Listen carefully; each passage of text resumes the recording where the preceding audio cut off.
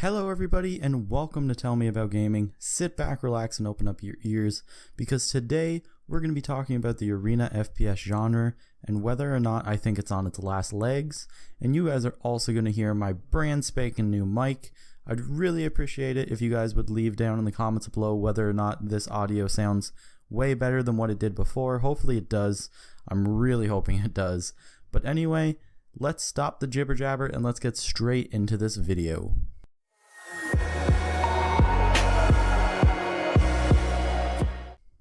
So when I was growing up, I never really played a whole whack ton of FPS games. I mainly grew up on games like Tony Hawk and Banjo-Kazooie and Jak and Daxter, and FPS wasn't something that really interested me a whole lot. However, when I did play the PC, I found some really cool looking games titled Quake and Unreal Tournament, and they piqued my interest. Now Quake was something I never really played a whole lot of, but Unreal Tournament certainly was, and I absolutely loved it. I fell in love with the arena FPS genre back then, but sadly over time I kinda stopped caring about it as I was learning about new games like RPGs and MMOs, and it wasn't something that really interested in me anymore, so I kinda stopped playing them. Recently, however, I got really hyped up about the arena FPS genre again thanks to an awesome looking game called Diabolical, and I got straight back into it, and I'm so happy I did because I forgot how much I love this genre. Sadly, however, when I started looking at the genre, I did notice that I don't think it's getting as much attention as it deserves. Now with that being said, there certainly are a lot of people that like the genre and there are a lot of people that play it. However, I think it should be getting a lot more than what it is, and today I'm going to talk about the reasons why I think it's not getting the attention it deserves and what we can do to maybe fix them. So the first reason is something I've talked about before, and that's playing out how intimidating it can be at times to play these types of games. Now, there's a lot of people I know who don't want to start playing games like Quake or Unreal Tournament, or plain out touch the arena FPS genre in general, because they think that it's going to be way too difficult to actually get into at this point, since people have been playing them for so long. Now, for a while I may have agreed with them, but I decided to do a little experiment to see how true this actually was. And that turned into a video I made titled How Easy is Quake? If you guys want to check out that video, I'll leave a link in the description below and you can go take a look. And thank you so much to everyone who did check it out, because that video did absolutely amazing and I can't believe the support I got for it, so thank you so much for that. But anyway, let's get back to this. So in that video, I basically started playing Quake from a noob's perspective and just took my time to see how long it would take before I felt confident at the game and felt that I could at least perform semi-decently. And surprisingly, it didn't take that long. Within about 2 or 3 hours, I was getting a positive KD ratio. It wasn't really an issue, and I was playing the game just fine in my opinion for someone who was basically just starting. If you want to see that video in depth, like I said, I'll leave a link in the description below so you can check it out. But that's basically the basic rundown of it, and I just use the word basic a lot. But anyway, let's move on to point number 2. One of the other things that I think arena FPS have a lot of trouble with, and I'm not sure why, is marketing. There's a lot of these games that are they're just plain out not marketed very well, and it sucks because a lot of these games look really good, but they don't get enough of a player base to actually survive. There's a game that just recently came out in the arena FPS genre that looked absolutely amazing in my opinion. I was super excited to play it, and then about a month after it came out, went to buy the game, and I noticed no one was playing it, and people were basically saying don't bother because there's no player base. And that sucks, and I think the reason that happened is because they really didn't market the game enough. When I was talking to friends about it, they had absolutely no clue what it was.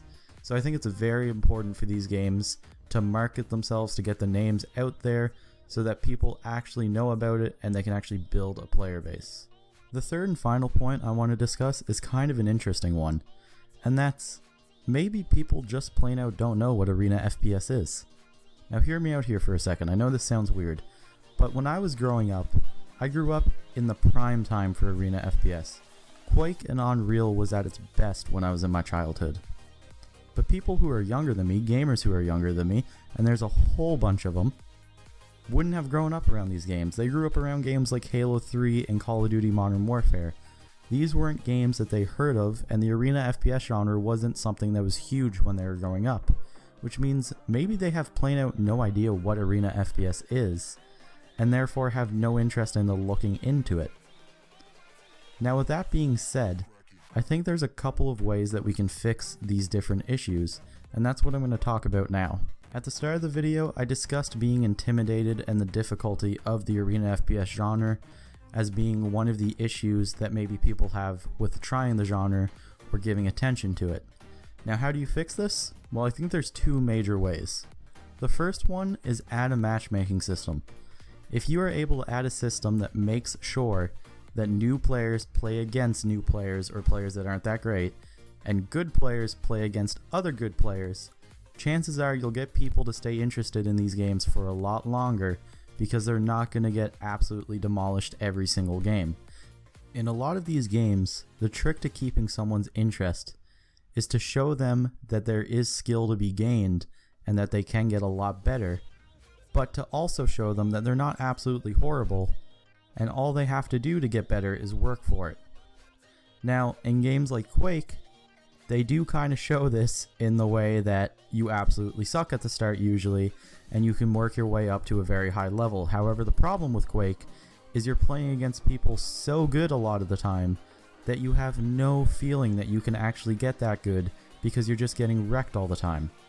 That's why a matchmaking system could really help this, because like I said, it could take someone who's not amazing at the game, let them do at least semi-decent, and give them a chance to build up their skill and give them a little bit of confidence to at least know that they're not absolutely horrible at this game. Because a lot of the times when you're playing against people who have been playing these games for a long time, when you're playing against people who are almost on a pro level, it's very discouraging because you really don't feel like you're ever going to get to that point, and a matchmaking system can really help with that. The other thing that can really help is a great tutorial.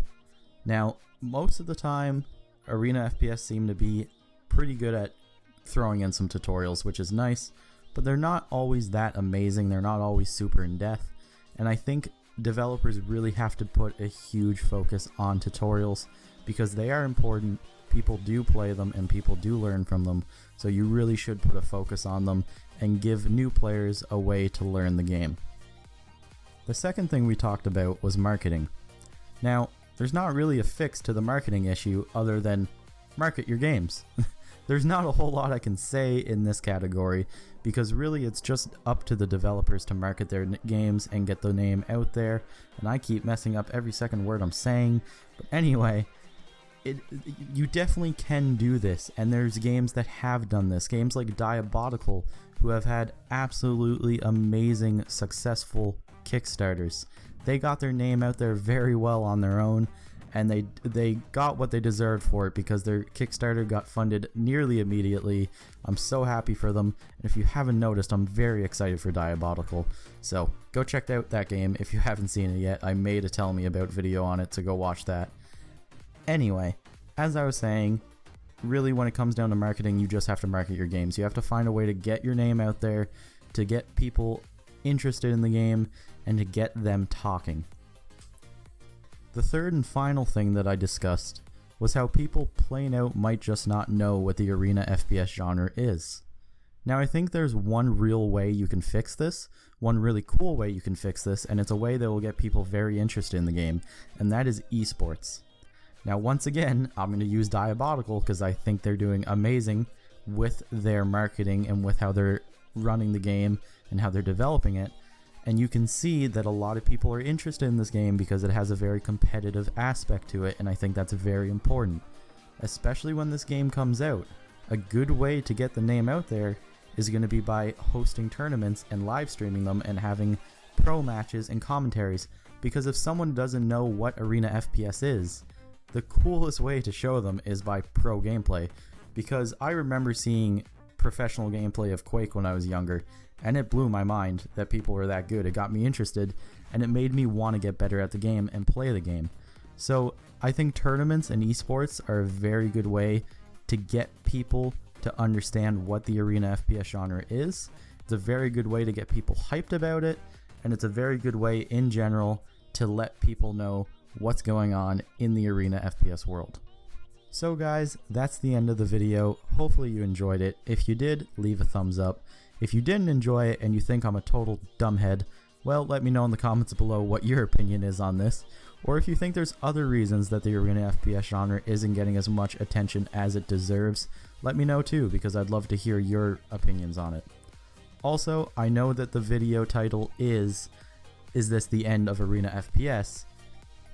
I haven't answered that question so far in this video, so I guess I'm going to answer it now. I don't think so. I think this is the best arena FPS has been in a long time.